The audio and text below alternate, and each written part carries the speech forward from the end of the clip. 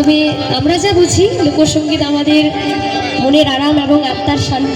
Hello everyone, অনেকদিন বাদে নতুন একটা ব্লগ নিয়ে চলে এলাম। শুরু থেকে শেষ অবধি অবশ্যই 1 ডিসেম্বরে ছিল আলিপুরদুয়ার পুলিশ প্রশাসনের পক্ষ থেকে আমাদের জন্য একটি ইনভাইট। তার জন্য তড়িঘড়ি করে আগের দিনই ছুটলাম আলিপুরদুয়ারের উদ্দেশ্যে, হাতে খুব কম সময় নিয়ে। প্রথমত আমরা গেছিলাম সচিন দাদের বাড়িতে। আমরা যাওয়ার পরই প্র্যাকটিস শুরু হয়ে যায়, আর ওদের বাড়ি সব কাছাকাছি, আমার বাড়িটা একটু দূরে পড়ে গেছে। কিছু গান আপনাদের সঙ্গেও শেয়ার করি।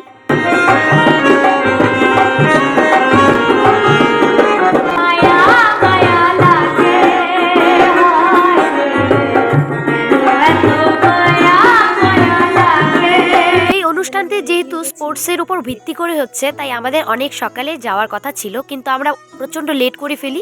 এরপর তড়িঘড়ি করে ছুটলাম প্যারেড গ্রাউন্ডের উদ্দেশ্যে।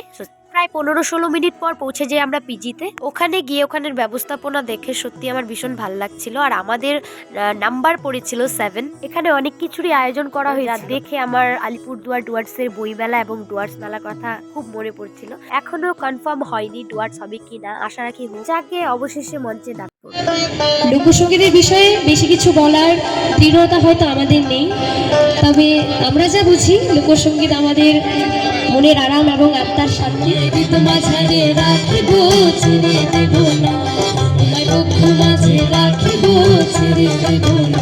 মঞ্চ থেকে নেমেই দেখে আমাদের জন্য টিফিন রেড, আর এই যে সবাই মিলে খাওয়া দাওয়া চলছে।